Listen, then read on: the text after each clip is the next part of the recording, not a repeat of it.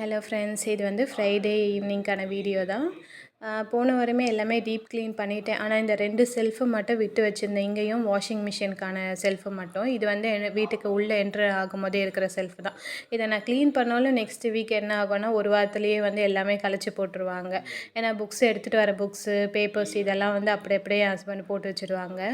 அதனால் வந்து நான் இதை க்ளீன் பண்ணாலும் திரும்பி அப்படி தானே ஆக போகுதுன்னு விட்டு வச்சுருந்தேன். சரி பரவாயில்ல, என்ட்ரு ஆகும்போதே ஒரு மாதிரி குப்பையாக தெரிகிற மாதிரி இருக்குன்னு சொல்லிட்டு இதையும் நான் க்ளீன் பண்ணி ஓவரால் வியூ வந்து இப்படி தான் இருந்தது நான் அரேஞ்ச் பண்ணதுக்கப்புறம்.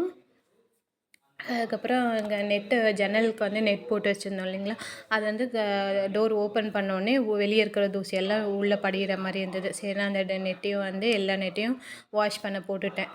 எல்லா ஜன்னலில் உள்ள நெட்டை வாஷ் பண்ண போட்டுட்டு அதையும் க்ளீன் பண்ணி விட்டுட்டேன். அதுக்கப்புறம் ஈவினிங் இன்றைக்கி பூஜைக்கு தான் ரெடி பண்ணி வச்சுருந்தேன். இதெல்லாம் பூஜை சாமான்லாம் விளக்கி வச்சுட்டு கோலம் ஒன்று போட்டிருந்தேன். போன வாரம் வந்து விளக்கு கோலம் போட்டிருந்தேன். இப்போ வந்து பட்டர்ஃப்ளை இதாக போட்டிருந்தேன். ஸோ கோலம் எப்படி இருக்குதுன்னு பார்த்து சொல்லுங்கள். பட்டர்ஃப்ளை மாதிரி வந்திருக்குன்னு தான் நினைக்கிறேன். எப்படி இருக்குதுன்னு தெரியல.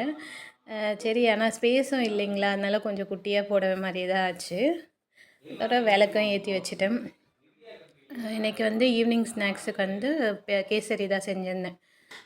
அப்படியே பிள்ளையாருக்கும் கொஞ்சம் வச்சுட்டு பூஜை பண்ணியும் முடிச்சிட்டேன். அதுக்கப்புறம் முடிச்சதுக்கப்புறம் சரி ஏதாவது கிராஃப்ட்டு செய்யலான்னு சொல்லி தான், நான் அப்போ தான் கொஞ்சம் ஃப்ரீயாக இருப்போம். 6 மணிலேருந்து ஒரு 7, 8 மணி வரைக்கும் கொஞ்சம் ஃப்ரீயாக தான் இருப்பேன். சரி அந்த டைமில் என்ன செய்யலான்னு சொல்லி ஆரம்பித்தேன். ஆனால் ஃபுல்லாக ஃபினிஷ் பண்ண முடியல, கொஞ்சம் பாதியில் நிற்குது. நான் உங்களுக்கு ஃபினிஷ் பண்ணிவிட்டு வீடியோ நான் அப்லோட் பண்ணுறேன். அதுக்கப்புறம் இப்போ கொஞ்சம் நேரம் டிவி பார்க்க வேண்டியது தான். ஒரு 8:00 மேலே தான் வந்து நைட்டு டின்னருக்கு ரெடி பண்ணணும். அப்புறம் வந்து அந்த யூடியூப்பில் பற்றி சொல்லணும்னு நினச்சேன். அதாவது நான் யூடியூப் ஸ்டார்ட் பண்ணுறதுக்கு முன்னாடியெல்லாம் வந்து இது ரொம்ப ஈஸியான வேலை அப்படின்னு நினச்சிட்டேன். எல்லோரும் வீடியோ போடுறாங்க, நம்மளும் அதே மாதிரி தானே போட போகிறோன்னு. ஆனால் இது உள்ளே வந்து பார்த்ததுக்கப்புறம் தான் அதில் எடிட்டிங் இருக்குது, எவ்வளோ அதில் வந்து சின்ன தப்பு பண்ணால் கூட அதில் வந்து காப்பிரைட் வந்துடும். நிறைய விஷயம் பார்த்து பார்த்து பண்ண வேண்டியதாக இருக்குது. நம்ம வெளியேருந்து பார்க்க தான் ஈஸியாக இருக்குது. அவங்க ஈஸியாக ஏர்ன் பண்ணுறாங்க, சும்மாவே உட்காந்துட்டு ஏர்ன் பண்ணுறாங்க அப்படின்ற மாதிரிலாம் நான் நிறைய கமெண்ட்ஸில் பார்த்துருக்கேன். வேறு வீடியோஸ்லலாம் பார்த்துருக்கேன்.